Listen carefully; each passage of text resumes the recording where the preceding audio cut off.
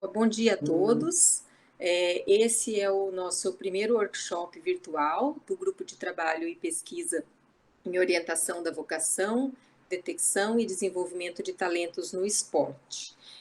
O nosso grupo, né, faz parte do LABIM, o Laboratório de Biociências da Motricidade Humana, na UNIT, em Sergipe, e a gente vai apresentar aqui nesse workshop o documento do Sistema de Identificação e Desenvolvimento de Talentos para o Esporte, que foi feito, né, pelo Comitê Olímpico do Brasil. A programação do nosso workshop, né, ela, então, vai seguir, né, no dia 20 de outubro, hoje, às 10 horas.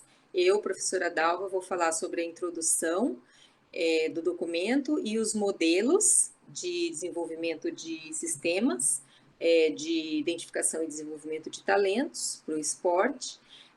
Depois, o professor Marcos Vilhena vai falar sobre a preparação de atletas, né, tudo dentro do que traz esse documento do Comitê Olímpico do Brasil. E depois a fundamentação teórica, eu volto a falar, explico um pouquinho sobre ela. E após, o Michael vai falar sobre a dimensão social e psicológica, tudo seguindo a ordem, a sequência apresentada pelo documento. E no dia 21/10, amanhã, teremos também às 10 horas o Michael falando sobre a dimensão biológica, às 10h15 o comportamento motor, o Eric, e às 10h30 a operacionalização do sistema, o Mário César, que vai falar sobre isso, e por último a implantação do sistema, que o professor Matheus Alvarenga vai falar.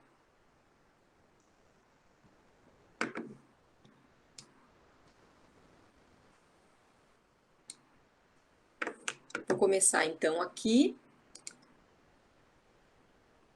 a introdução.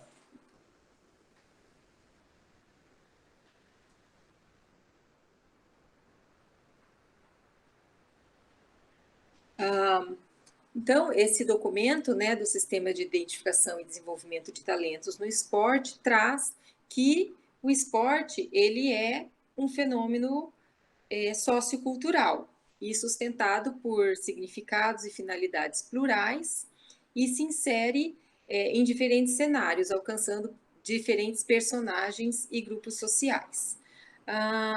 E diante da necessidade de políticas públicas, né, para o desenvolvimento do talento no esporte, o Comitê Olímpico Brasileiro, né, elaborou esse documento, que é justamente para auxiliar também nesse desenvolvimento.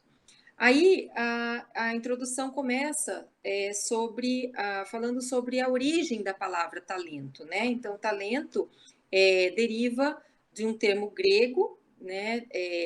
Que significava uma moeda de grande valor, né? Uma medida de peso. E depois, então, nesse sentido, se tornou uma aptidão natural, uma habilidade adquirida como uma espécie de presente dos deuses, um dom, né? E a partir disso, o talento esportivo, né? Quando a gente, por exemplo, verifica no dicionário a palavra talento, no dicionário de língua portuguesa, há umas variações em relação à definição desse termo. Por exemplo, pode significar inteligência, capacidade, superioridade e habilidade.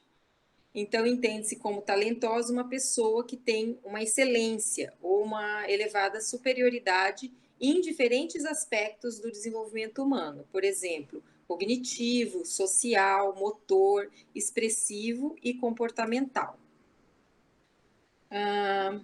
Então, disso, né, deriva também o talento esportivo, que daí ele é mais específico no campo do esporte e apresenta também sob essa perspectiva, né, o talento esportivo é quando as pessoas apresentam aptidões distintas, né, e dentre elas as estruturas anatômicas, por exemplo, neurofisiológicas, motoras, psicológicas que são, na verdade, específicas para o desempenho esportivo. O documento traz ainda dois conceitos, o talento estático e de talento dinâmico. Onde talento estático seria, por exemplo, aspectos genéticos, disposições e prontidão para o desempenho esportivo e possibilidades sociais, né? Isso relacionado, então, ao talento estático. Enquanto o talento dinâmico, ele considera a necessidade do acompanhamento pedagógico, da intencionalidade do treinamento, né? Projetando a construção para o desempenho da excelência posterior. Então, nesse sentido, o talento estático seria aquilo que é inerente, né, do indivíduo, e o talento dinâmico aquilo que é desenvolvido.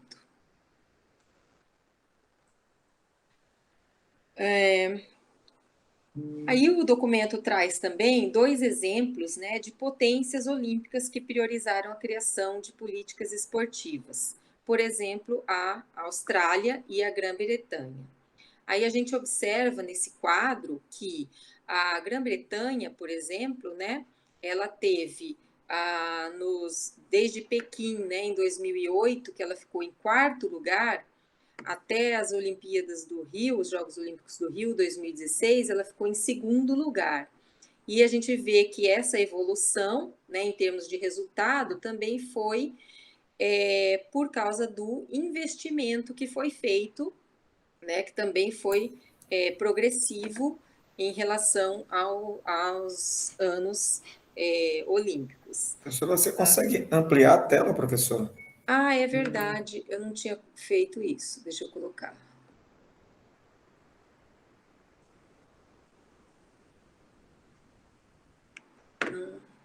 Deixa eu ver aqui. Desculpa, Marcos, espera aí. Foi, né? Foi, Será professora. que eu faço de novo? Não, tá bom, tá legal, Tá. professor. É porque no quadro a gente não conseguiu visualizar, porque tá muito pequeno, mas esse Entendi. aí sim. Esse aqui sim, né? Então eu vou falar do quadro novamente. Então, aqui só para mostrar para vocês, né? Austrália e Grã-Bretanha são exemplos de políticas esportivas, né? De potências olímpicas que priorizaram essa criação de políticas esportivas, que são a Austrália e a Grã-Bretanha. Então, mostrando aqui nesse quadro o resultado da Grã-Bretanha, né? Que ela passou de quarto lugar em Pequim, nos Jogos Olímpicos de Pequim 2008, para segundo lugar nos Jogos Olímpicos do Rio 2016. E juntamente com essa progressão no resultado, também houve uma progressão nos investimentos, né, feitos nessas políticas esportivas. E a Austrália também, né, em Montreal, 1976, de 5 vezes que subiu ao pódio, passou para Sydney em 2000 para 60 medalhas, né? Então também teve um investimento em políticas, né? Uma ampliação de investimento, políticas públicas e elaboração de estudos e projetos e uma organização da prática esportiva, né? Uma outra questão que esse documento chama atenção é o aumento do número de medalhas em esportes individuais. Então, por exemplo, Estados Unidos, China e Grã-Bretanha investiram bastante em atletismo, natação, ciclismo, né, que são modalidades que possibilitam trazer um maior número de medalhas, né? Então, o documento também fala sobre o investimento, né? Não só o investimento financeiro, mas na avaliação desses parâmetros, por exemplo, o perfil genético, os fatores antropométricos e fisiológicos, a maturação biológica e os aspectos psicológicos.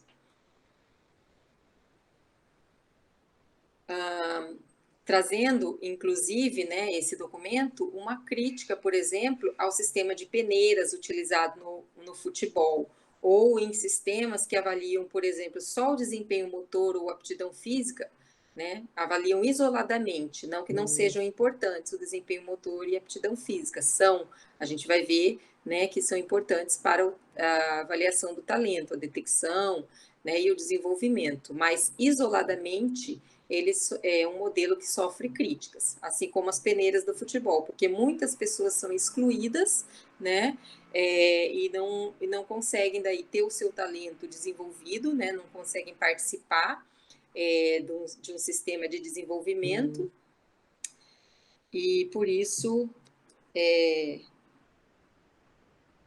acho que o Michael está tentando entrar na reunião, por isso que está dando esse barulho. Deixa eu ver se eu consigo. Só um minutinho.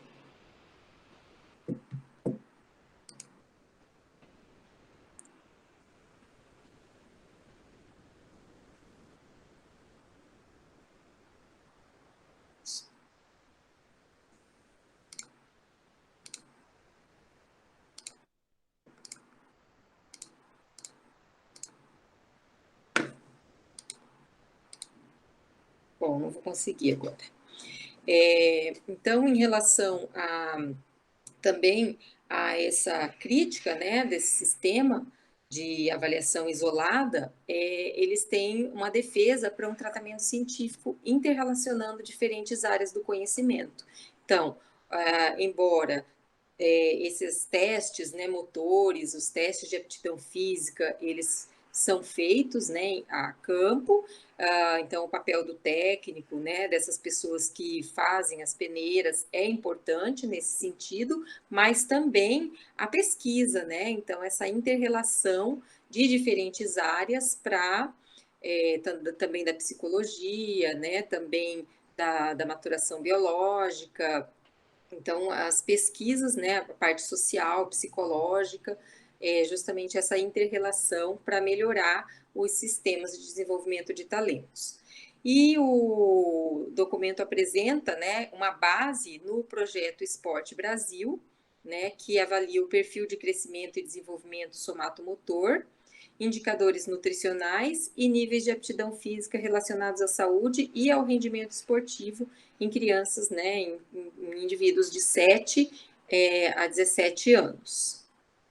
E também eles estão baseados em reflexões propostas por dois autores, que são Wayens e colaboradores, e Bailey, também colaboradores, que trazem também essa questão multidimensional do talento.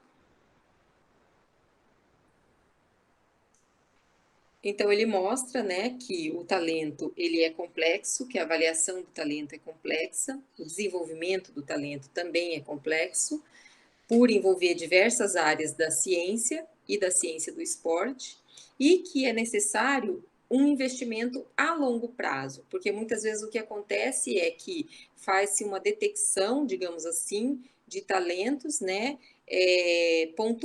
pontuais, faz uma detecção pontual e isso não é levado adiante, né? Então, às vezes, a pessoa não consegue entrar num sistema de desenvolvimento, ou porque o talento não é detectado naquele momento, porque sofre, por exemplo, influência da maturação biológica, então não consegue detectar o talento, e às vezes aquela pessoa é excluída, mas ela poderia, se ela tivesse tempo, né, e um investimento a longo prazo, poderia ser desenvolvido.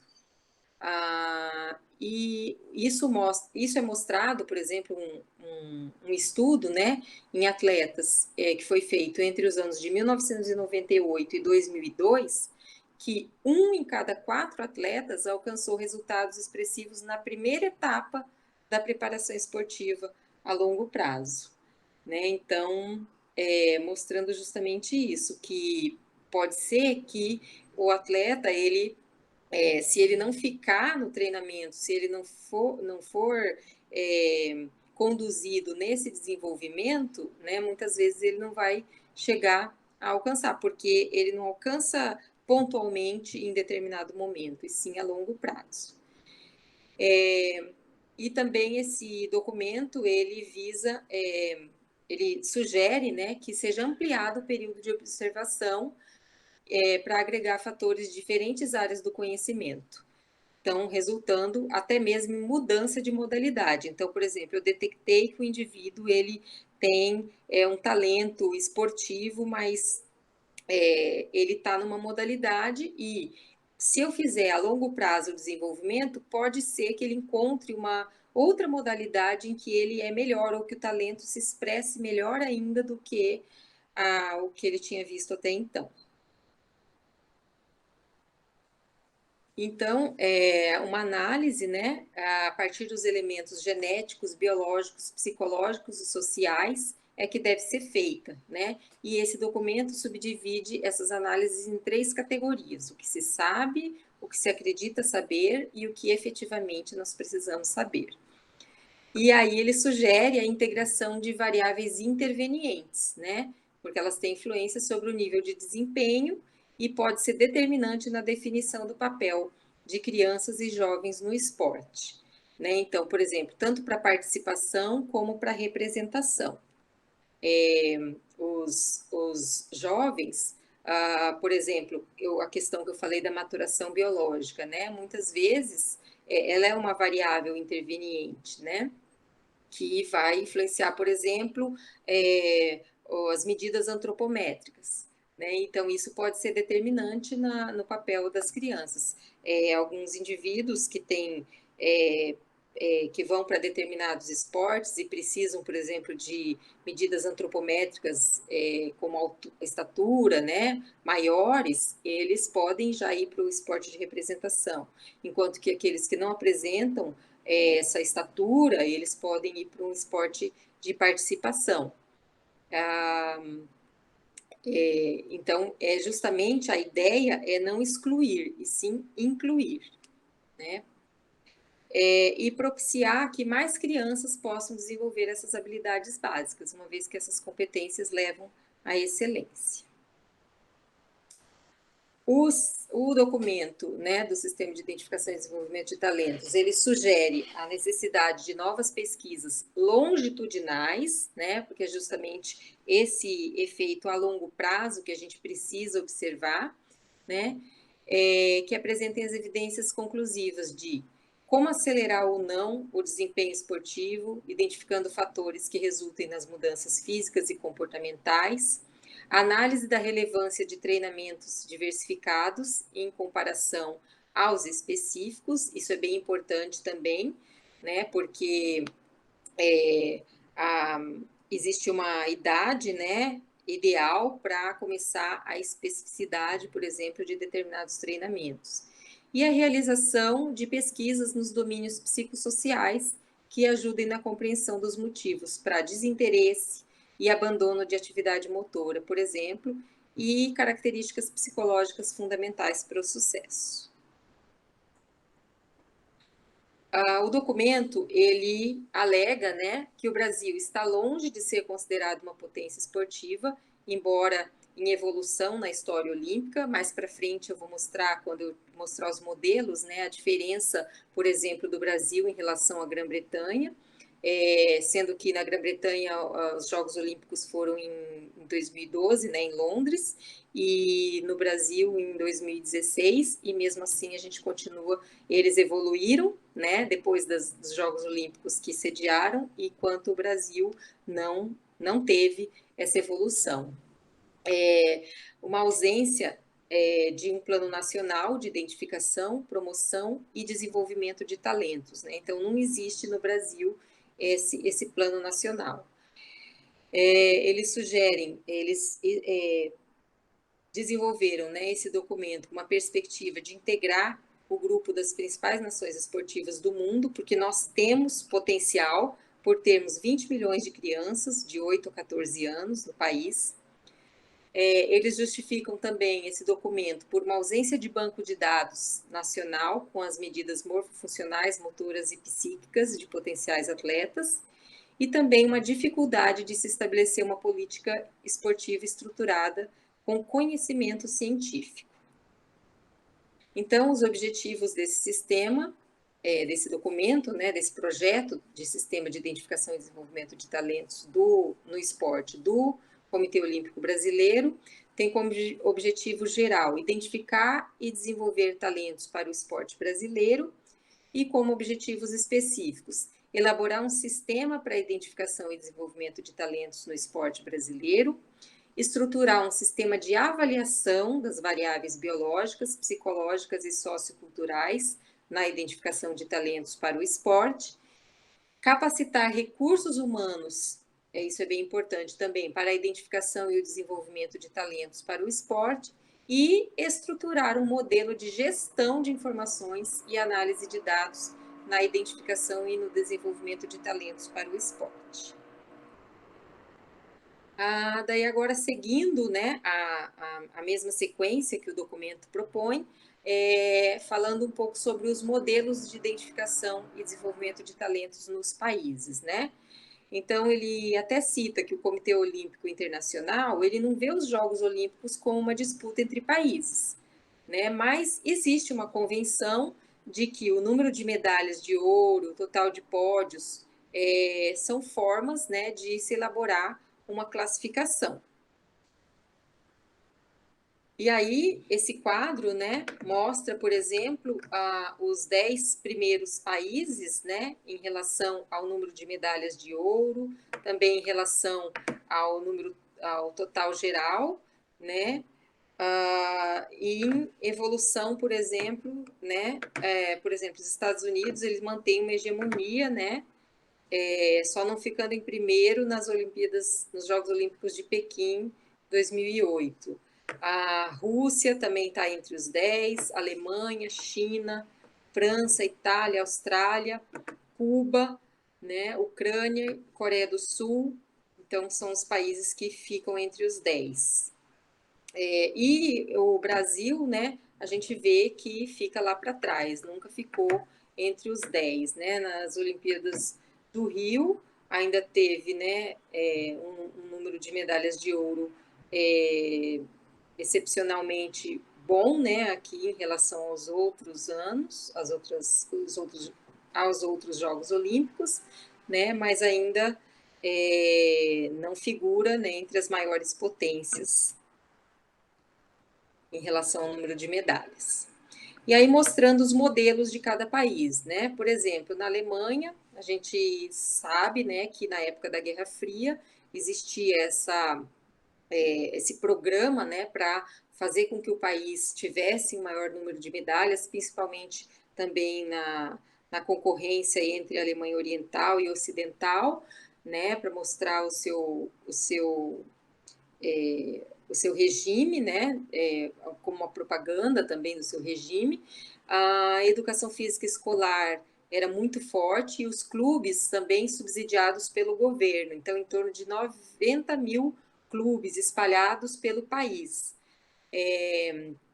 E 16 centros esportivos regionais e centros olímpicos específicos de modalidades. E um instituto, né, com cientistas para atuarem como consultores junto a atletas e treinadores.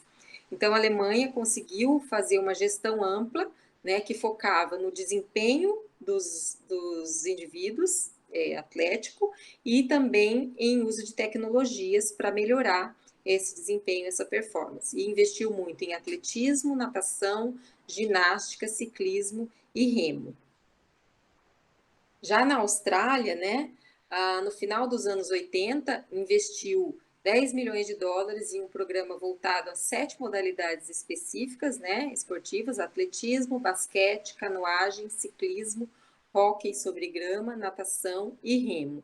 Também tem um instituto australiano que é responsável por desenvolver o programa de detecção chamado Pesquisa de Talentos. Uma época eles tinham foco em desenvolver também a comunidade aborígene, né, para o esporte, mas agora não existe mais isso. E eles investem principalmente nos centros urbanos e em modalidades como natação, vela, hipismo, hóquei sobre grama, remo e atletismo, né? E ainda sofre influência da colonização inglesa em relação às modalidades. E a Austrália tem uma atenção especial no ambiente escolar, né, com facilidades para prosseguir com a vida estudantil, aquelas pessoas que se dedicam ao esporte. Outro país, né, a Coreia do Sul, também fez uma reforma estudantil e um modelo esportivo baseado na educação física escolar. Tem como modalidades predominantes tiro com arco, lutas, judô, taekwondo, badminton, boxe, tiro e tênis de mesa. Né? Também, como é muito voltado para a educação física escolar, eles têm avaliações curriculares de todas as disciplinas, mas também na educação física, né? E as que se sobressaem na educação física e também, né, apresentam indicadores motores e anatômicos diferenciados, são encaminhadas para centros esportivos e espalhados pelo país, né, que conta com equipamentos de última geração também. Então, existe investimento. Na China, também, com 500 milhões de jovens, né, país superpopuloso, embora essa população seja homogênea em relação às características anatômicas e culturais, né? Então isso delimita um pouco, né? Mas a China ela sofre muitas críticas sobre os métodos de treinamento que são considerados desumanos, né? Então a gente já viu muito sobre isso também. Mas depois que fez um acordo de intercâmbio de informações esportivas, ela segue mais ou menos um modelo da Rússia na seleção esportiva e tem como principais modalidades os saltos ornamentais, tênis de mesa, ginástica, badminton, tiro, levantamento de pesos, natação, judô, tiro com arco e nado sincronizado e taekwondo. Em relação a Cuba agora, né, também teve subsídios soviéticos, né, e alterou a sua concepção de gestão a partir da década de 60, de 1960, iniciando essas políticas de Estado, né, e utilizando também como propaganda do regime. O sistema de detecção de talentos se verticaliza em 5 níveis, então, talento em condição física, iniciação, perspectiva, confirmação do talento e excelência esportiva. Então, nas escolas já existe aplicação de testes, né, para avaliar a estatura e as qualidades motoras. Os estudos populacionais já buscam, né, os talentos conduzidos no país, utilizando, por exemplo, percentil 90 para as capacidades motoras e 97 para a estatura, né, desses resultados de teste desses escolares, e testes específicos para a modalidade esportiva, promovidos pelo Instituto Nacional de Esportes, Educação Física e Recreação. Em relação às modalidades, né? Cuba tem um histórico em boxe, luta olímpica, judô, atletismo, vôlei, basquete e levantamento de pesos.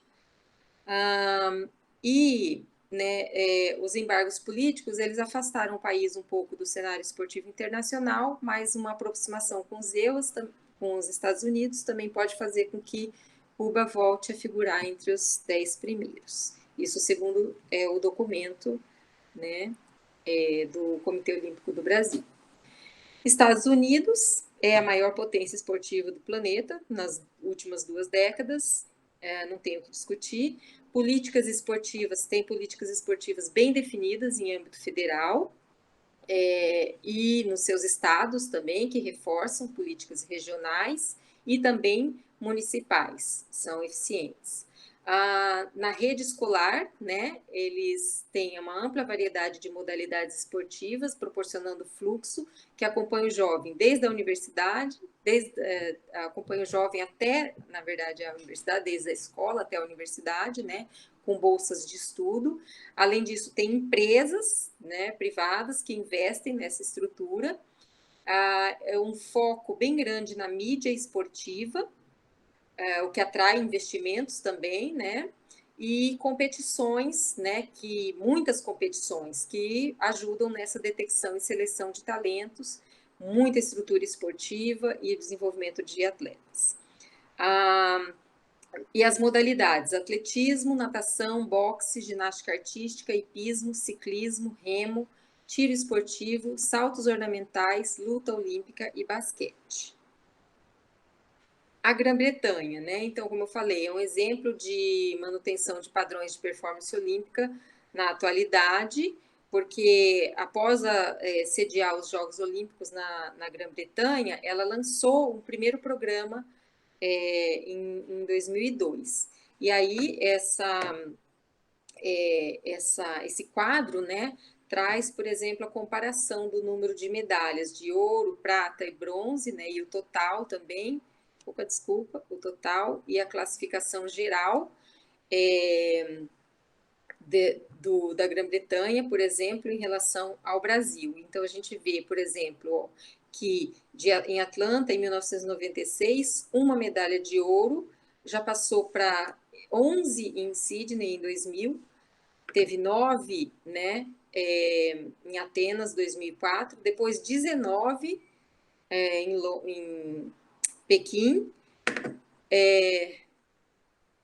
desculpa, 19 em Pequim, 29 depois em Londres, que foi quando eles sediaram, né? E 27 nas Olimpíadas do Rio. Então, a gente vê um crescente, né, em medalhas de ouro, também em medalhas de prata, também em medalhas de bronze, no geral, obviamente, e no total. Então, o Brasil, a gente já não vê esse crescente, né? Por exemplo, de 3 passou a nenhuma, aí 5, aí volta para 3, 3, aumentou um pouquinho em 2016. Né? Então, a gente não vê uma progressão, né? Quando a gente compara esses números de medalha de ouro, prata e bronze do Brasil, a gente não vê evolução. Parece que é uma coisa aleatória, né? E talvez justamente o que o documento traz, que há uma falta, né, de um programa de políticas públicas que façam justamente esse desenvolvimento, e falta investimento, como foi feito, por exemplo, na Grã-Bretanha. Não só investimento, né, mas essa ciência por trás da identificação e desenvolvimento de talentos, e programas, né, políticas públicas que realmente vão fazer com que o Brasil consiga ter resultados melhores em Jogos Olímpicos, né? Então, na Grã-Bretanha, por exemplo, eles têm um programa de identificação e promoção de talentos estruturados, né? Que iria durar um período de 8 anos, né? Tem um investimento das loterias federais, então tem um instituto, o CAI Sport, né, que é o intermediário entre o governo e as federações nacionais, para promover justamente a identificação de talentos. E também tem 5 estágios, né? Primeiro a identificação de talentos, depois a seleção, aí a transferência, a confirmação e o desenvolvimento de padrão internacional. E eles têm, né, vários programas, por exemplo, Sporting Giants Males, de 2007, Females, também o mesmo, de 2008, Compete to Stage, 2011, Fighting Taekwondo Champ, 2012, e campanhas massivas no Facebook, no Twitter, né, nas redes sociais, já vinculadas com os Jogos de Tóquio em 2020. Só que a gente teve também, né, a pandemia, então isso não pode, agora a gente não consegue medir também, né, porque não dá para comparar. Foram Jogos Olímpicos atípicos, né, agora, que na verdade aconteceram em 2021. Então, mas nos Jogos de Londres, por exemplo, 2012, eles tinham 542 atletas e no Rio 366. Aumentando, né? Então, para Tóquio. No Japão, a unidade de detecção de talentos, né, também, que projetava para os Jogos Olímpicos de 2020, com ações de curto, médio e longo prazos. Detecção, identificação e transferência de talentos, com 700 atletas espalhados por 12 centros de treinamento regionais. E a entrada no sistema se dá de 3 formas: pela academia clássica, com a seleção preliminar e realização de testes para uma modalidade específica. Aí os centros de treinamento, centros de transferência de talentos, que os realocam em modalidades mais adequadas, e os centros multiesportivos voltados para entre 12 e 14 anos que praticam vários esportes. Então, é uma especialização tardia. É a Rússia, né, que é o último país que o documento apresenta também. A Rússia é também pioneira na busca científica, né, por talentos esportivos. Então, desde o século XIX, já com os esquiadores, eles já faziam essa busca. A antiga União Soviética também se organizou para encontrar talentos em diversas áreas, né, artística, na área de matemática, química, física e também na esportiva, né, é o berço da teoria do treinamento esportivo. A Rússia hoje adota um sistema apoiado pela política de Estado, né, com centros estrategicamente espalhados pelo país, e também tem essa relação treino e estudo. Então, o governo apoia, por exemplo, dando alojamento, material de treinamento, alimentação, acompanhamento psicológico, médico, odontológico e instalações adequadas para o êxito esportivo, né? A gente tem também aí uma coisa atípica, que é a questão do doping, né? Que depois o documento não trata sobre isso, mas então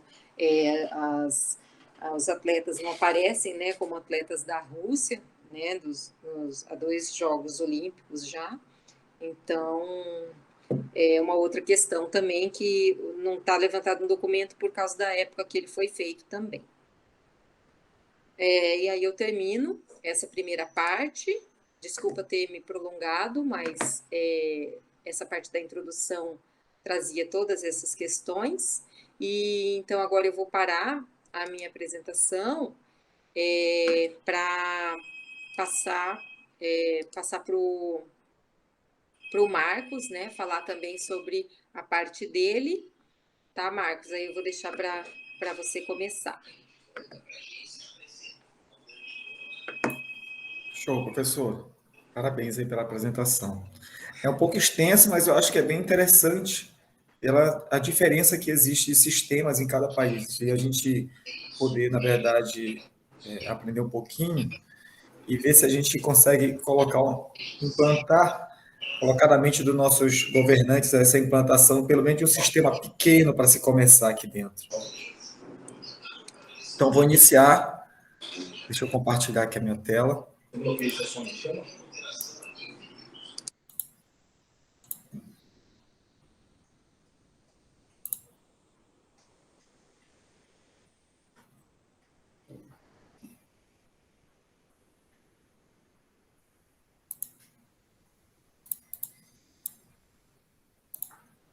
Se você está visualizando.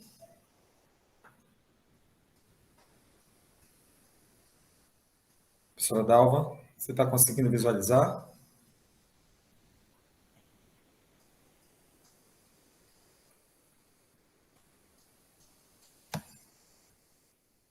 Professora Dalva? Oi, Marcos. Você está conseguindo visualizar? Eu não estou conseguindo ver, mas Não, aqui para os outros eu acho que está dando certo, sim. Eu estou vendo aqui no celular, parece que está certo. Está compartilhando, normal? Tá. Uhum. Tá. Então, tudo bem, vamos iniciar. Eu vou desligar o meu microfone, né, para não ficar barulho para você aí, tá? Tudo bem. Eu só vou manter a minha câmera desligada, professora, porque está oscilando muito a minha internet aqui. E aí eu acho que tirando um pouquinho a câmera vai conseguir apresentar sem problemas. Tá? Então vamos lá. De acordo com o que o documento nos trata, e é importante que a gente venha abordar, ele, na verdade, são parâmetros que ele vai nos dar para poder orientar nossas federações, confederações, clubes, escolas. Essa é a intenção desse documento. Tá? E uma das linhas de temas que eles vêm trazendo é justamente essa preparação de atletas a longo prazo. Quando ele vem falar dessa preparação, é importante salientar que aqui inicia todo o processo para se transformar o atleta olímpico. Então, precisamos dar muita atenção a essa fase e sabemos que, por mais que a gente não tenha uma política pública definida, mas esse documento ele vai nos direcionar para um caminho, acredito eu que um caminho mais qualificado com relação à preparação desses atletas. E aí, dando continuidade, o que a gente percebe muito com relação ao próprio documento, que muitos estudiosos, muitos cientistas ali, eles falam o seguinte, que eles falam o seguinte, que eles não acreditam que existe limite fixos para essas etapas de treinamento a longo prazo. O que vem a ser isso? Na verdade, eles vêm salientar que, por mais que eles formataram, por mais que eles tenham desenvolvido um sistema, eles não podem jamais dizer que eles têm desenvolvido o sistema com faixas etárias, com conteúdos, com etapas de treinamento. Eles dizem que essas etapas não são fixas. Não é porque que eles dividiram por faixa etária que a criança de 12, 13 anos vai ficar nessa faixa, vai ficar nesse grupo de etapa. Porque existem alguns fatores que são muito relevantes e que acabam, na verdade, ser preponderantes para essa situação de não ser fixos, essas etapas. Uma delas são justamente essas idades, a idade biológica do esportista, que é diferente da idade cronológica. Então, outra é o talento. Esses são alguns fatores fundamentais para eles dizerem que não tem esses limites fixos.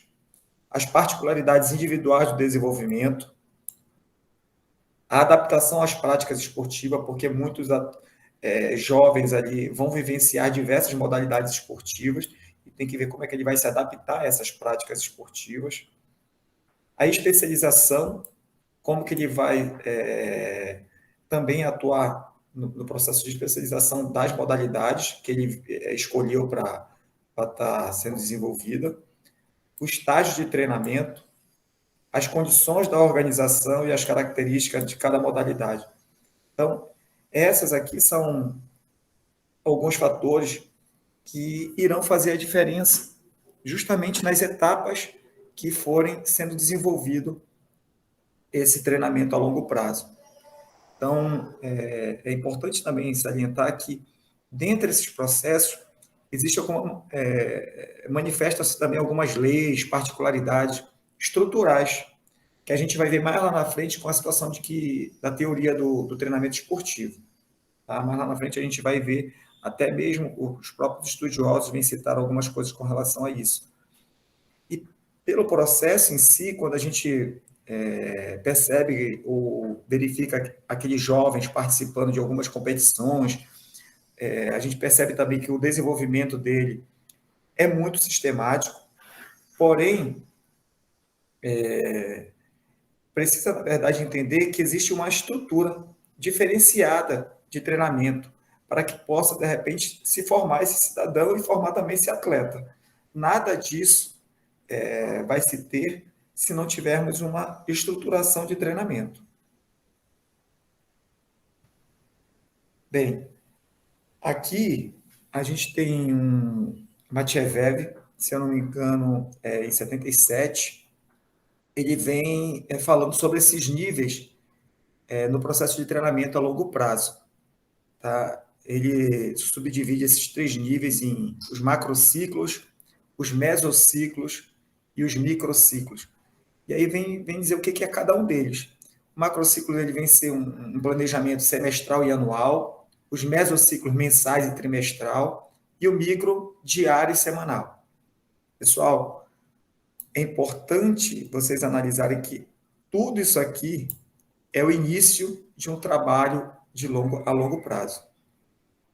Nós temos aqui esses 3 níveis que são fundamentais para se estruturar um trabalho a longo prazo desses jovens, aonde a gente vai incluir aqui os objetivos de médio, curto e longo prazos. Nós vamos, na verdade, incluir aqui os conteúdos a serem desenvolvidos e trabalhados nesses 3 níveis. nós temos também, além as metodologias que vão ser trabalhadas em cada uma delas. Então, se nós não tivermos um planejamento adequado, alinhado, dificilmente a gente vai conseguir fazer avaliações constantemente para saber se o atleta está no micro, meso ou macro ciclo. Então, é fundamental que se tenha todos esses níveis claros e com a participação do atleta e que ali a gente consiga colocar as metas dele de competição, qual é o período que ele, aonde que ele quer chegar com o objetivo. Seria mais ou menos esses níveis de processo de treinamento a longo prazo.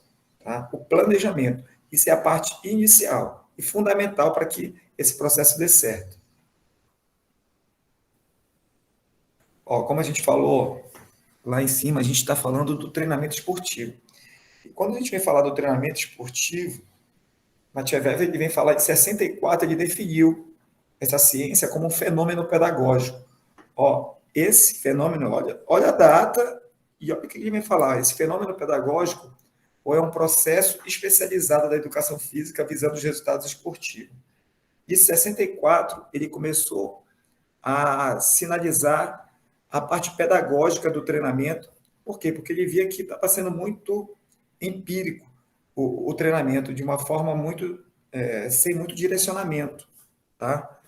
E ele sinalizou com relação a essa parte pedagógica do treinamento. Então, a partir de 1970, ele inclui os aspectos psicopedagógicos. O que vem a ser esses aspectos psicopedagógicos? Ele vem, na verdade, nada mais, nada menos do que analisar de que forma esses atletas estão compreendendo aquilo que os treinadores estão querendo passar. Esses aspectos são fundamentais no desenvolvimento de todo o processo de desenvolvimento a longo prazo. Porque não adianta nada o treinador querer passar algumas informações e o atleta não poder compreender aquilo que ele está fazendo. Então, será que ele está só fazendo por fazer? Ou se ele não está compreendendo, dificilmente ele vai ter um resultado satisfatório no final. E aí, na década seguinte, esse mesmo autor, esse mesmo cientista, ele vem falar o seguinte, que não só a medicina já tinha dado a sua contribuição, a importância dela, da medicina esportiva, para o treinamento esportivo, mas outras vertentes ele começou a incluir dentro de uma equipe multidisciplinar, que é o caso da fisiologia, da fisioterapia e da nutrição, fazendo com que essa equipe multidisciplinar fizesse com que o atleta chegasse a uma longevidade maior da sua vida esportiva.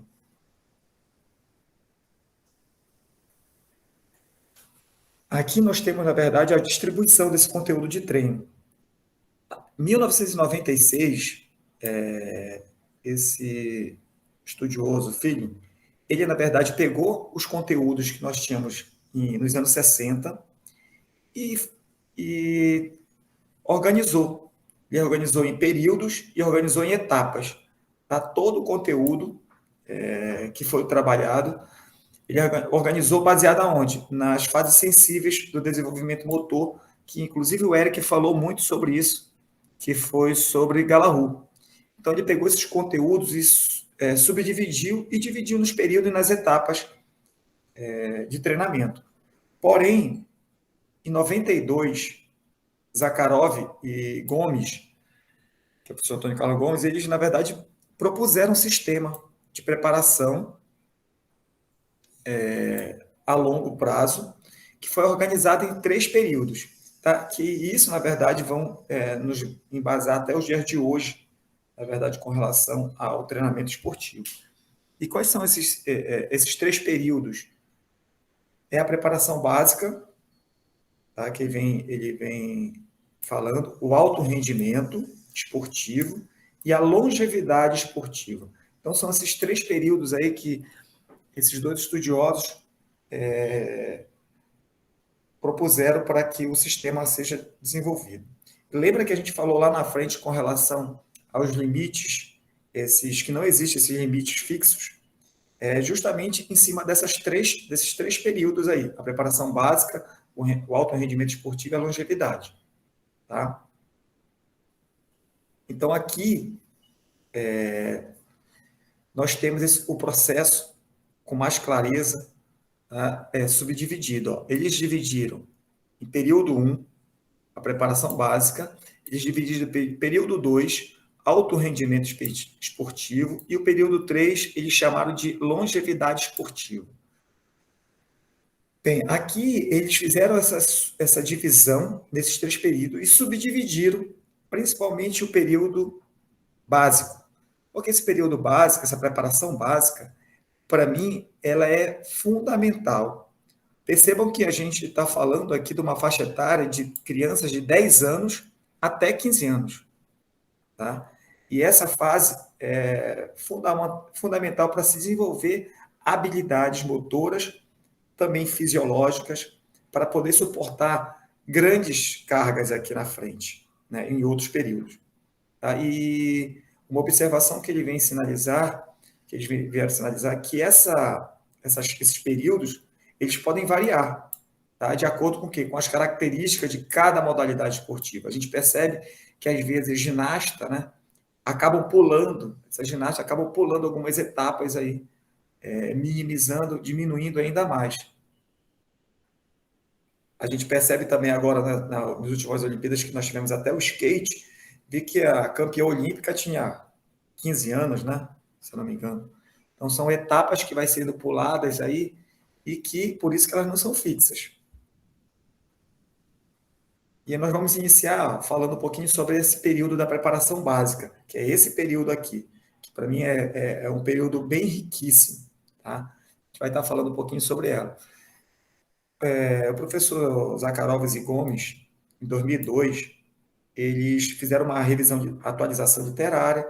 Com essa atualização, eles falaram o seguinte, que esse período eles podem ser realizados aonde? Nas escolas esportivas juvenis, nos clubes e nas aulas de educação física, nas escolas secundárias, que são nossos ensinos fundamentais.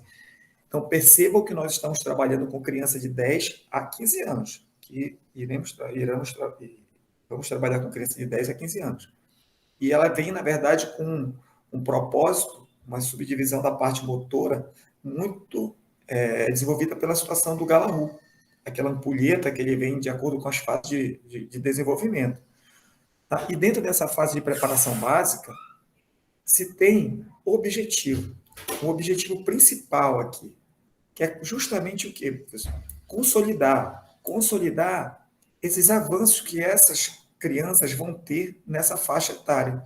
É fazer com que a gente consiga assegurar essa preparação do organismo, melhorar justamente não só a parte motora, mas a capacidade funcionais e adaptativa delas.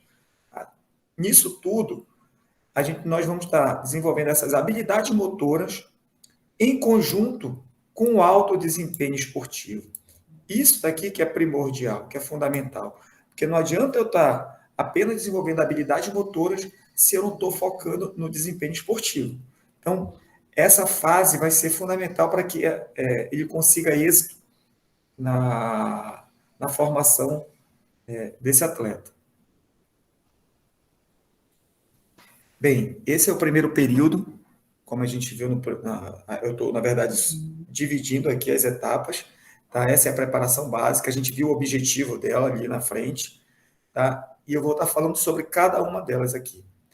Essa fase de preparação preliminar, que ela vai de 10 a 11 anos, é importante salientarmos que aqui a criança, esse jovem, ele precisa ser vivenciado com diversas habilidades motoras.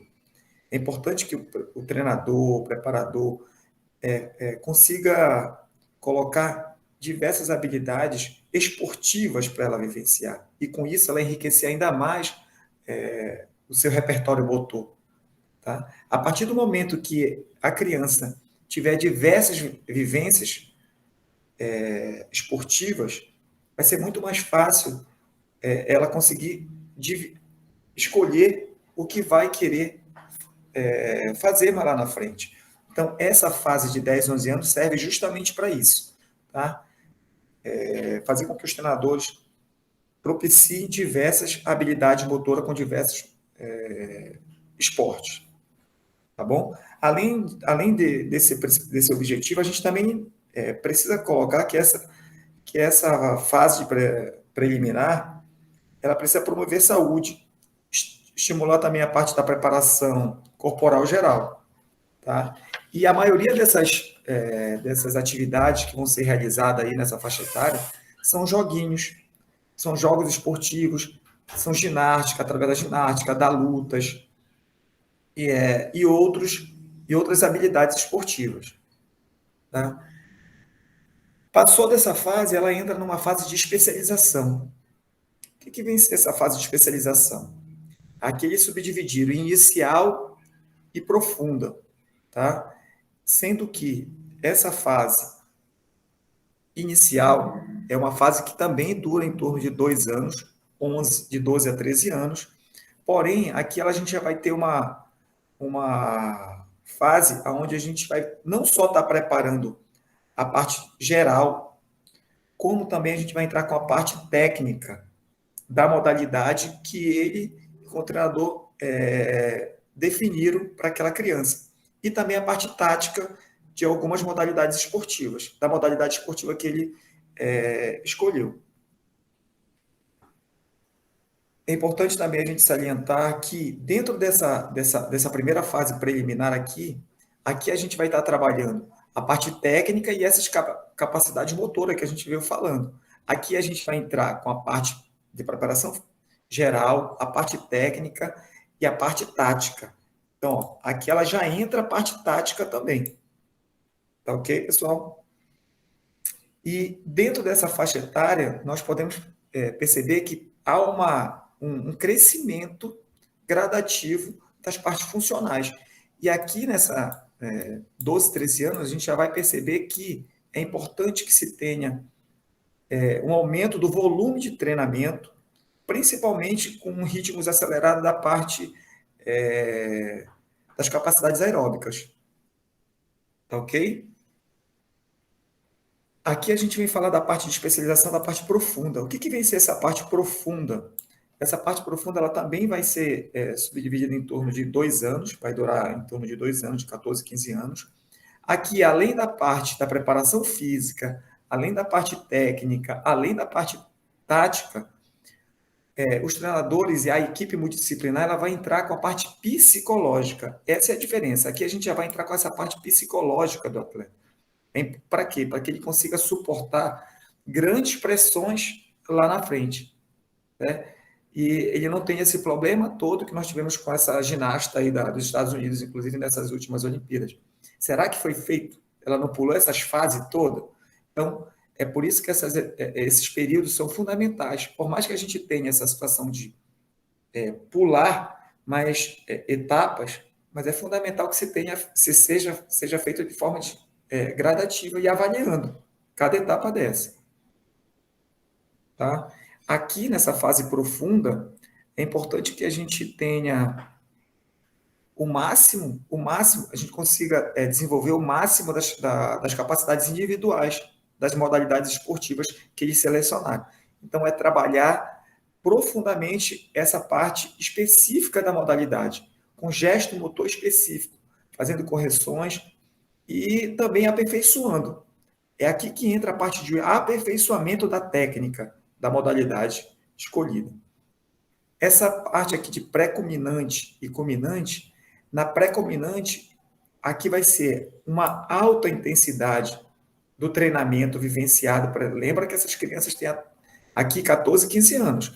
Só que aqui a gente já vai entrar numa intensidade muito mais elevada, com alta intensidade de treinos. Tá? Ela já passou pela parte psicológica, tática, técnica, física. E a culminante vai ser o quê? Vai ser colocar essas crianças para competirem mais vezes, competirem com mais frequência. E assim a gente consegue, na verdade, construir um perfil muito mais esportivo. Esse é o segundo período, tá? Esse segundo período ele vem falar justamente do alto rendimento esportivo. Eles chamam, na verdade, de alto rendimento esportivo. Ele tem por objetivo nada mais do que aperfeiçoar essas capacidades competitivas do atleta. Lembra que ele passou por diversas fases, né? Por mais que seja o primeiro período lá, a fase preliminar, a fase de especialização inicial, a fase profunda, culminante. Aqui não. Aqui eles vão aperfeiçoar o gesto motor, a parte competitiva, e nessa fase que ela vai de 16, ó, ela vai de 16 a 20 anos, muitos atletas aqui eles apresentam os seus melhores resultados, tá? É aqui que muitos atletas encontram o seu ápice, porém outros não, vão encontrar mais lá na frente ou até antes dessa faixa etária, tá? Essa preparação específica ela pode alcançar em torno de 80 a 90% do período dos treinos. Isso vai depender muito de como que você está planejando aqueles seus três níveis lá, o maso, o macro e micro. E nesse período a gente tem, na verdade, ênfase nos aspectos técnico, tático e na preparação psicológica. Lembrando que a partir do momento que ele entra na fase anterior de 14, 15 anos, que entra a parte psicológica, não se termina mais, o acompanhamento é contínuo, tá? E por fim, nós vamos entrar nesse último período, que é a longevidade esportiva. Essa longevidade esportiva, eles chamam de período de manutenção dos resultados. Nesse período de manutenção dos resultados, eles vêm sinalizar que a maioria dos atletas consegue em torno de 20, 22 anos, porém, aqueles esportes ou aquelas modalidades que trabalham com a parte de potência muscular, eles têm uma longevidade abreviada, por volta dos 26 a 28 anos, tá ok? E essa etapa aqui também, ela pode durar para alguns atletas até 4 ciclos olímpicos. Olha lá o que a gente não viu nessas últimas Olimpíadas, ou até mesmo na do Brasil, atletas com uma certa idade participando ainda das Olimpíadas. Então, é justamente por que isso tudo aconteceu? Devido a alguns fatores que se foi falado bem lá no passado, tá? Com aqueles estudiosos lá. Alguns fatores aqui, ó, a gente consegue perceber que são determinantes para que aconteça essa longevidade esportiva. Ó, o fator genético é um deles. O que ele vai estar trazendo da parte genética dos familiares, né? A precocidade do treinamento. Será que ele pulou etapas do treinamento? Isso vai afetar diretamente na longevidade. Se essas etapas foram bem sucedidas ou não. As lesões que eles sofreram. Lembra que lá na frente eles já estavam incluindo a parte de fisioterapia, de nutrição, para justamente ter uma recuperação maior, para ter uma durabilidade maior nessa vida esportiva do atleta. E o direcionamento dos treinos. Será que essas etapas que foi colocado cargas corretas do treinamento? Será que eles não sofreram uma sobrecarga em determinadas etapas? Então, isso tudo vai afetar diretamente essa longevidade esportiva. Aí a gente finaliza essa parte aqui, deixando essa mensagem. O nosso desafio, o desafio da ciência, é justamente prolongar a vida competitiva do atleta com o máximo desempenho. Essa é a ideia que a gente está buscando com esse nosso workshop também. Obrigado aí a todos. Obrigado, professora Dalva, pela atenção.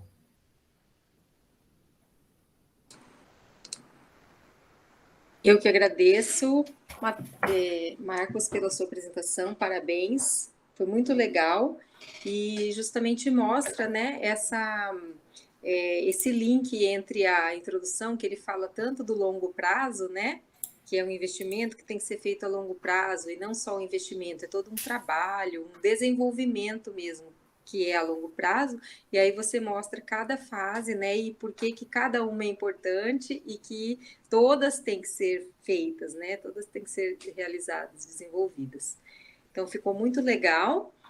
Infelizmente, professora, esses documentos poderiam, provavelmente foram, né, para as federações, para os clubes, para as escolas, mas a gente acaba, na verdade, não tendo um segmento nesse conhecimento e nesse conteúdo. Exatamente, a gente já consegue ver, né, que apesar de ter sido elaborado e tal, ele não, digamos assim, não está em andamento, né? Já deveria estar, né? Mas não está em andamento. Mas é isso, a ideia é justamente essa, é a gente conseguir colocar, né, em prática essa ideia, né, que na verdade é excelente, né? A, o Comitê Olímpico, né, a gente tem potencial, o Brasil tem potencial para isso, né, e a gente precisa justamente colocar em prática. Então, agora eu passo para a parte da fundamentação teórica, tá? Eu vou tentar não me alongar muito nessa parte do documento. Já essa fundamentação teórica já faz parte da proposta do Sistema de Identificação e Desenvolvimento de Talentos para o Esporte, que inclui, além disso que eu vou falar, que é a fundamentação, ela inclui também as dimensões, né, as várias dimensões, né, para isso, que daí vão ser faladas posteriormente. Então, vai ter uma contextualização dessa proposta, né, que são a dimensão sociocultural, psicológica, a dimensão biológica, que vão ser faladas, então, amanhã, vão ser apresentadas também pelo Maico, amanhã, dia 21, e depois o Mário César vai fazer a apresentação também, só retomando aqui, porque teve pessoas que entraram depois aqui da nossa gravação. Depois também o Mário César vai falar sobre a implementação, né, desse modelo, e depois o Matheus finaliza também esse documento. Eu vou falar agora um pouco, então, sobre a fundamentação teórica. Eu vou colocar aqui os meus slides. Eu vou te falar uma coisa, Marcos. Para mim, não estava aparecendo aqui a sua tela. Eu não sei se a gente vai ter algum problema na gravação, porque a gravação é aqui no meu computador, né? No celular, onde você estava apresentando para todas as outras pessoas, né? Eu estava vendo aqui que a tela estava aparecendo. Mas qualquer coisa, se a gente tiver algum problema na gravação, depois eu te aviso, tá? Tudo bem, professor. Tá. Então, eu vou colocar agora a minha tela com a próxima apresentação.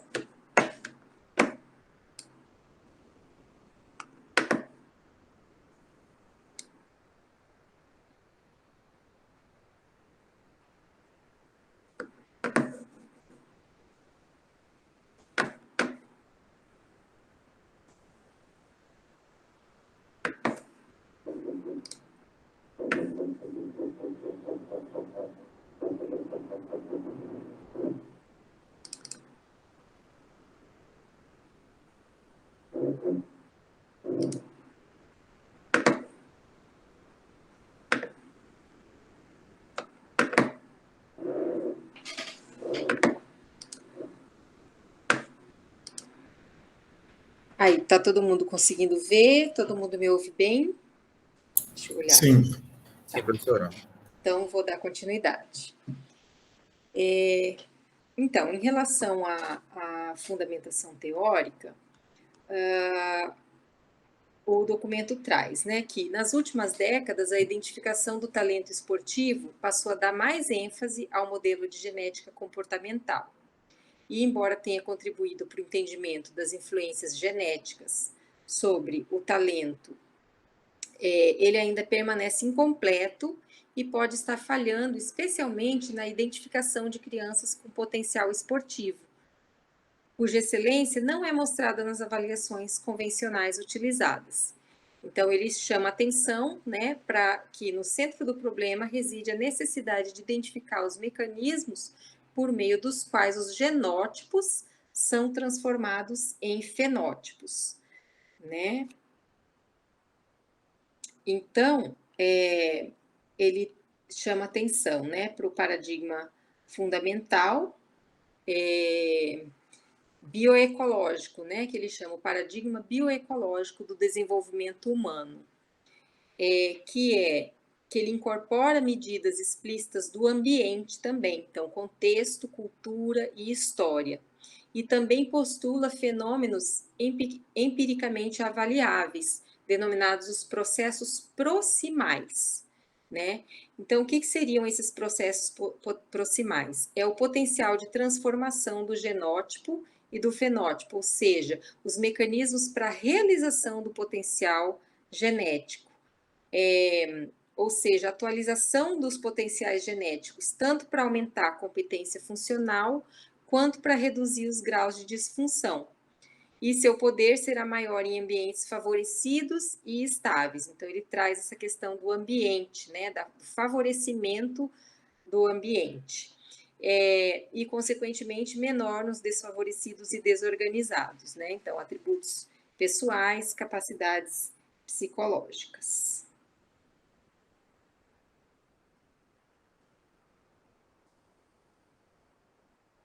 Então, esse modelo bioecológico, ele envolve 4 componentes principais, que são processo, pessoa, contexto e tempo. E, embora eles sejam separados aí, né, na verdade, eles são separados para a gente poder entender cada um, né, mas eles são fatores que são enredados, eles não são dissociados, e justamente essa interação, essa que dá uma complexidade a esse sistema. Então, tendo em vista que a predição do comportamento atlético é o objetivo do documento, né, do Sistema de Identificação e Detecção do Talento Esportivo, o mapeamento das variações contextuais, dos fatores de pessoa e o processo de interação entre ambos se torna uma estratégia. Esse é uma figura, né? Essa é uma figura do modelo bioecológico, desculpe, né? Que o documento traz.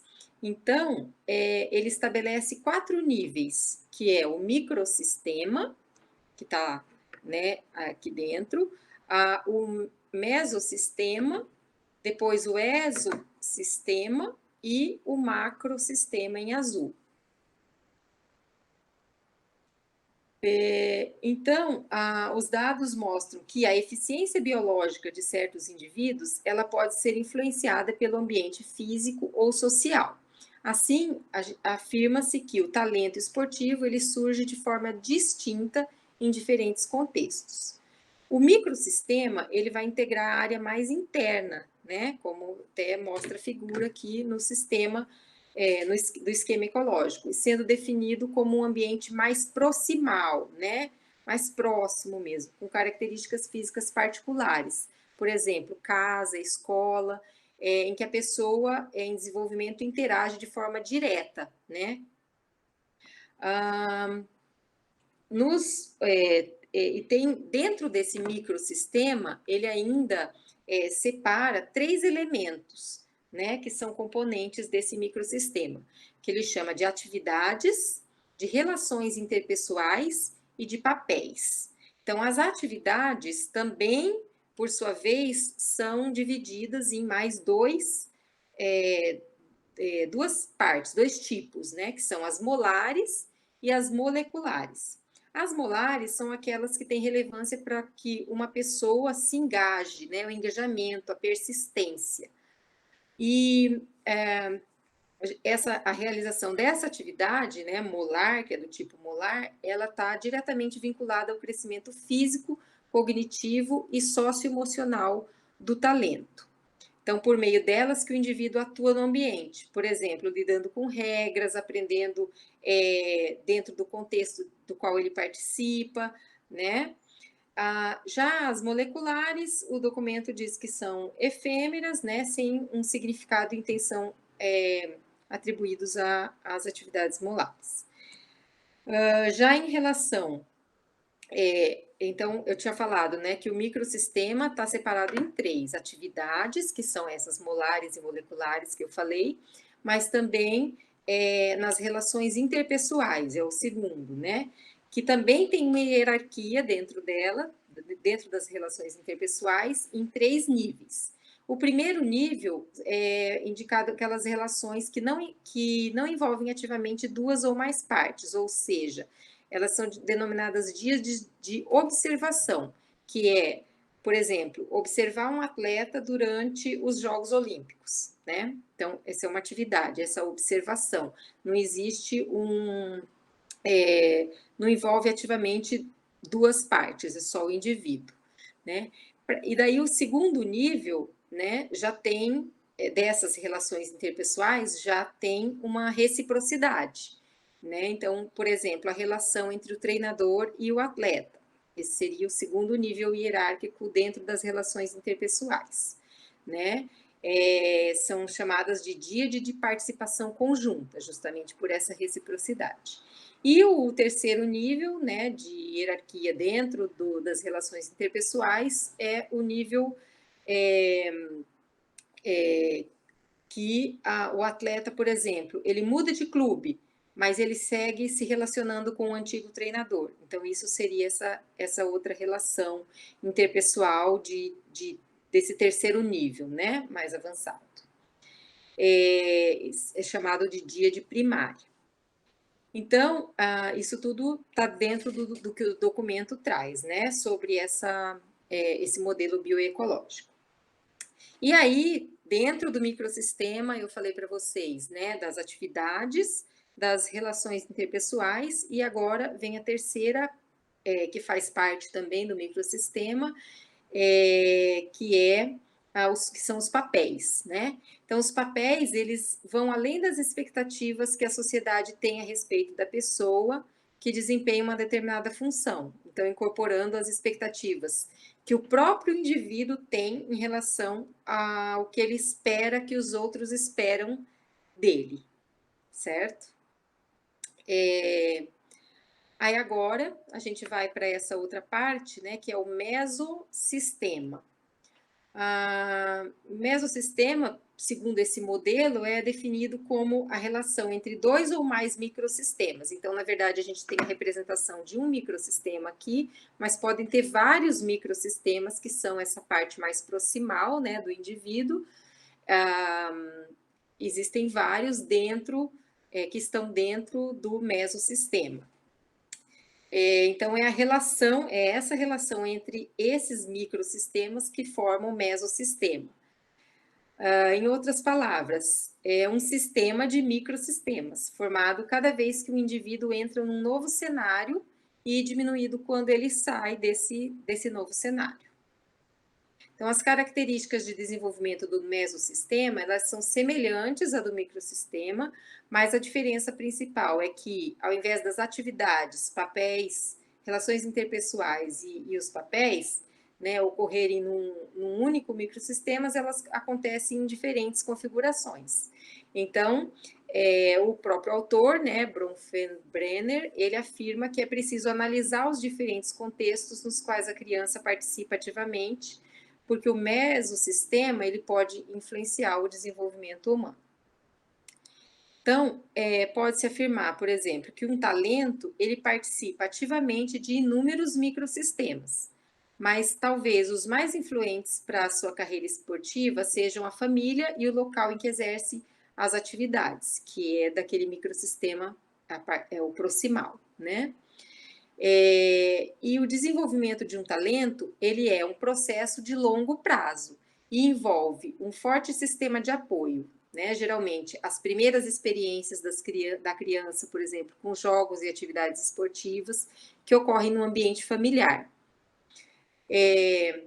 Então, também as decisões dos pais e as expectativas sobre uma possível carreira vão determinar também muitas das características dos processos proximais. Então, existe uma discussão, né, da influência parental no desenvolvimento das crianças no esporte, mas poucos estudos são realizados sobre essa dinâmica familiar e como que ela é afetada pela participação da criança no esporte. É um fenômeno complexo, né, por causa da diversidade de contextos familiares, né? Então, o sistema de talentos esportivos, ele pode ser um gatilho para examinar de uma forma mais profunda esse ambiente e a influência nos diferentes estágios de desenvolvimento da criança. Analisando, por exemplo, a aderência e manutenção da prática esportiva. Então, isso é importante, né, para o desenvolvimento de talento, a aderência e a manutenção da prática. E considerando também os espaços onde a criança exerce as atividades, escola, clubes, praças, né, dentro desse microsistema, entende-se que elas, né, as crianças, muitas vezes espontâneas e prazerosas, né, as atividades são espontâneas e prazerosas. Tem grande potencial para serem atividades molares, né, dentro daquele microsistema que a gente falou, dentro das atividades, né, são atividades molares, estimulando o desenvolvimento do talento. E outro aspecto do ambiente que tem recebido pouca atenção é o tipo e o tamanho das cidades em que ocorrem as experiências. Então, isso também vai influenciar, né, a experiência da criança. Então, o ambiente, né, onde ele nasceu e se criou, tem uma relevância direta, né, com alta importância. O modelo bioecológico, ele também exige que sejam considerados aspectos sociais e culturais do ambiente em que se nasceu e foi criado, né? Então, por exemplo, comunidades menores podem apresentar, de repente, mais oportunidades, né? E isso ele dá um exemplo, né, do Reino Unido, que sustentou a importância de levar em conta as variações da cultura de cada região. No nosso país, né, por exemplo, também a importância do ambiente, né, que é fundamental para o processo de ensino, a vivência, a aprendizagem, o treinamento esportivo, né? Então, ele cita o exemplo do Isaquias Queiroz, que é natural de Ubaitaba, na Bahia, então é uma cidade que proporcionou para ele a vivência na canoagem, desde a infância, né? Então, mostra como o ambiente pode realmente influenciar no desenvolvimento do talento para determinado esporte, né?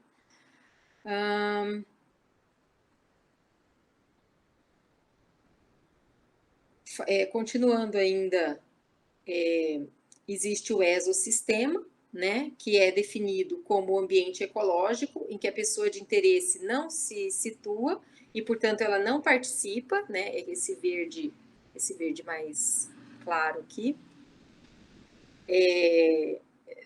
não participa ativamente, mas experimenta, desculpe, a sua influência, né, e pode também influenciá-lo. Esse efeito é indireto, né? Por exemplo, como ocorre no local de trabalho de um pai, nas confederações, então não é diretamente relacionado com a criança, mas também vai influenciar, por exemplo, né, como os dirigentes vão desenvolver as políticas esportivas para uma determinada modalidade numa cidade. Isso vai influenciar a criança que vive naquela cidade, né? Então, pode facilitar ou não, né, se não for desenvolvido, por exemplo, a participação das crianças em determinados esportes.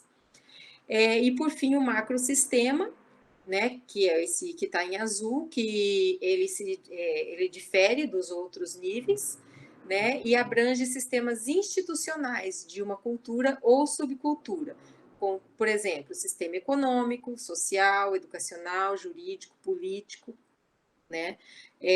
Isso também, quando a gente fala lá dos modelos, né, a gente vê como que existe o sistema político, né, como o modelo educacional, né, como que isso, econômico, como isso influencia nessa identificação e desenvolvimento de talentos e no número de medalhas, por exemplo, para determinados países, né, o sucesso nos Jogos Olímpicos, digamos assim. Então, o resultado, né, é que as experiências diárias das crianças de qualquer grupo cultural ou socioeconômico com o esporte e a prática de atividade física são determinadas por políticas de Estado e de governo sobre o esporte.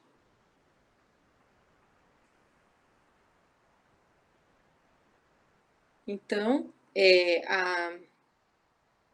em suma, as características essenciais na análise dos ambientes ecológicos, né, é que eles devem ser entendidos de forma sistêmica e interdependente. Então, o que acontece em qualquer microsistema depende dos eventos e relações com outros ambientes relacionados.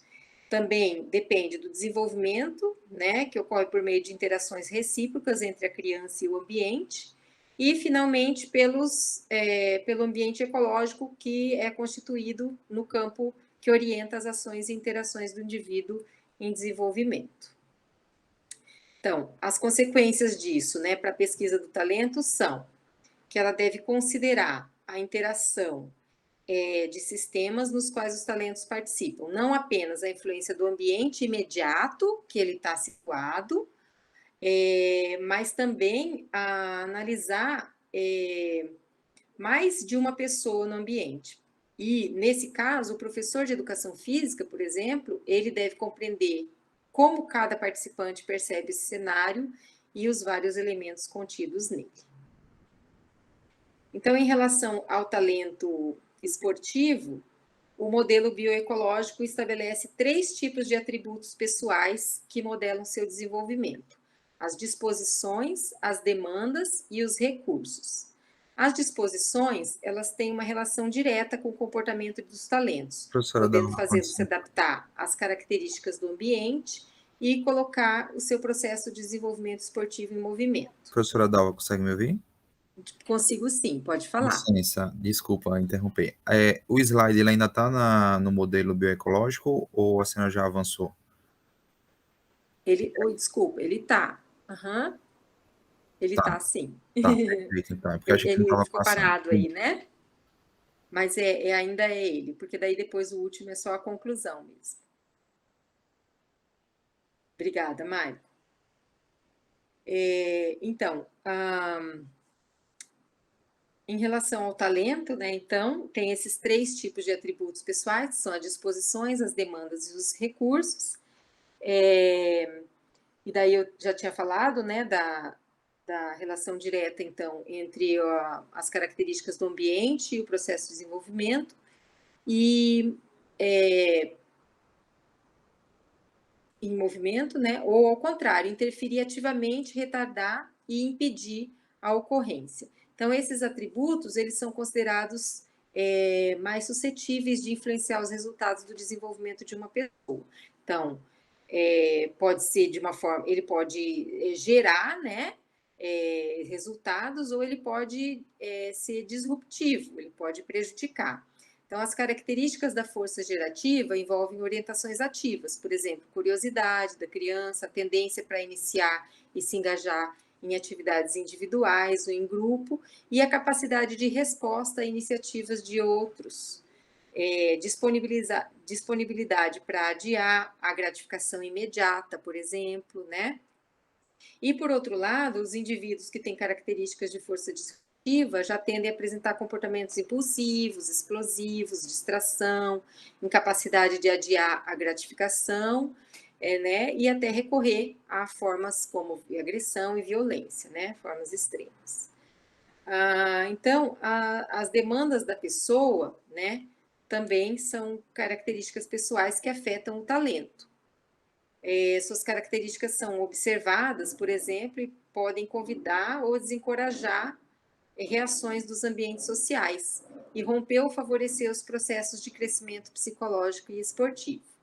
Então, nos esportes, né, a gente tem, por exemplo, opostos de personalidades dos atletas, aqueles que são individualistas, aqueles que são mais pela equipe, aqueles que são voltados para o grupo, temperamento mais agitado ou mais calmo, hiperativo, passivo, né? E o terceiro tipo de características dos recursos pessoais ainda são o que eles chamam de ativos e passivos biopsicológicos, né, que vão influenciar na capacidade de desenvolvimento do talento também. Esses recursos podem ser, então, as condições passivas, que vão limitar ou romper a integridade funcional do indivíduo, por exemplo, defeitos genéticos, problemas físicos, doenças, danos cerebrais, entre outros. E as condições ativas, em contraste, né, são habilidades, conhecimentos, destrezas e experiências, aprendidas durante o curso da vida esportiva, né, e que se estendem também a novos domínios. Então, isso segundo esse modelo, né, tem também essas características pessoais, né, que vão influenciar também a forma como o talento é desenvolvido. E daí, então, por último, o modelo bioecológico, considera o tempo como fator de análise, né? Então, eu tinha falado lá daqueles 4, vou voltar aqui no slide, desses 4, aí a gente falou do processo, da pessoa, né? E a gente vai falar sobre o tempo também, que é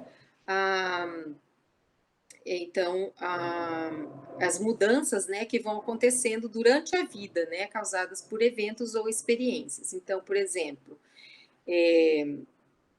experiências que vão resultar, por exemplo, do ambiente externo, do próprio organismo do indivíduo, por exemplo, a maturação, né, o momento da puberdade, os momentos pelos quais ele passa, né, os tempos, né, vão alterar a relação existente entre a pessoa e o ambiente também. Então, criando uma dinâmica que pode instigar o desenvolvimento do talento ou não, né? O tempo, ele também é chamado, né, de cronossistema, dentro desse modelo, e abrange questões históricas, né? Por exemplo, guerras, né, que na Europa teve muito, mudanças de governo, questões de urbanização, industrialização, tudo isso vai influenciar também a cada fase do desenvolvimento, a infância, a adolescência, a idade adulta, a velhice, né, de cada indivíduo, e também o processo evolutivo, né? Então é importante os estudos longitudinais que avaliem essa influência também sobre os talentos esportivos. Esse cronossistema, ele também tem 3 níveis, tá? É um pouco complicada essa parte da fundamentação, mas porque ele faz muitas subdivisões, né? Mas então o tempo, ele também tem o microtempo, o mesotempo e o macrotempo. E o microtempo, ele é a continuidade, trata da continuidade versus a descontinuidade, né? Então, por exemplo, os episódios que acontecem no processo proximal.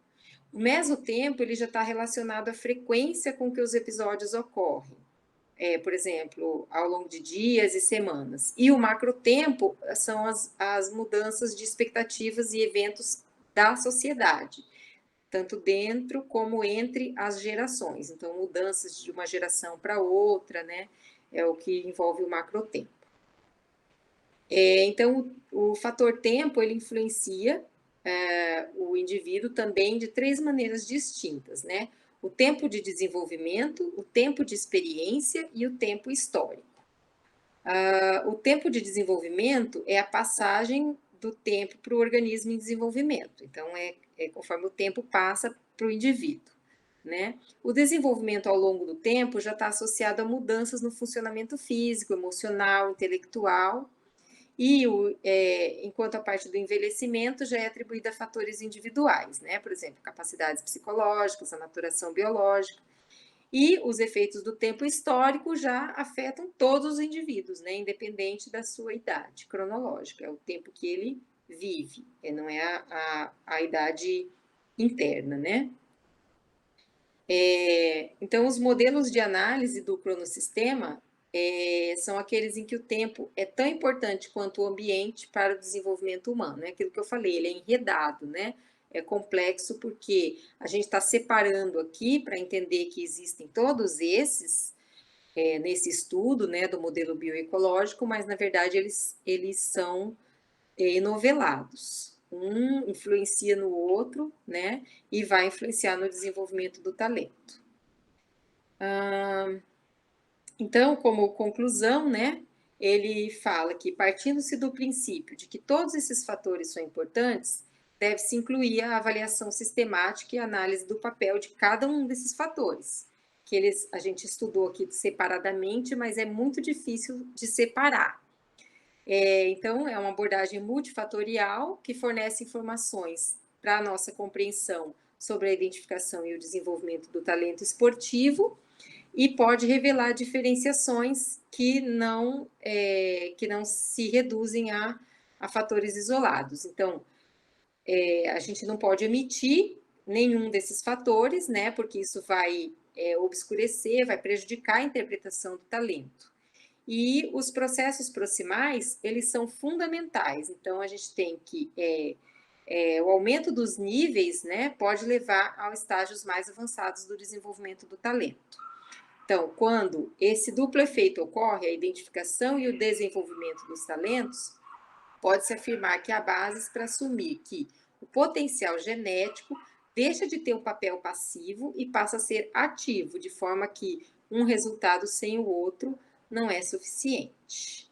Tá? Então, foi isso que o documento trouxe sobre nessa fundamentação teórica, né, no modelo que eles estão se baseando para colocar todas essas dimensões e essas etapas que são importantes para a identificação e o desenvolvimento de talentos, certo?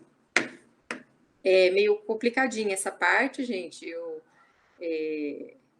eu apresentei até assim, porque ela tem bastante detalhes, né? Mas eu apresentei um pouco rápido, eu acho, até para esse entendimento, mas também não dá para ficar muito falando só sobre isso, porque a gente tem outras coisas também para apresentar, né? Vocês querem fazer alguma questão? Tá tudo certo até aqui?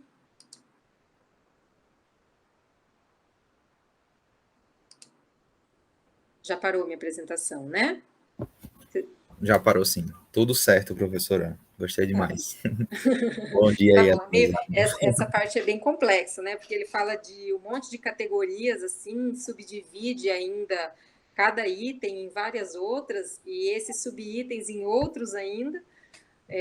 Então, é um pouco complexo, mas eu acho que ele quer chamar mesmo a atenção para o quanto o ambiente e o indivíduo, essa interação, né, faz com que seja a identificação e o desenvolvimento de talentos são influenciados por essas interações também, né? Sim, sim. Acho que é bem uma preocupação no sentido de, a gente vai escolher os testes que a gente vai ver mais para frente, psicológico, biológico, etc., por causa disso aqui. Eles trazem uma justificativa, né, sobre o porquê disso. Uhum. Isso aí, Marcos.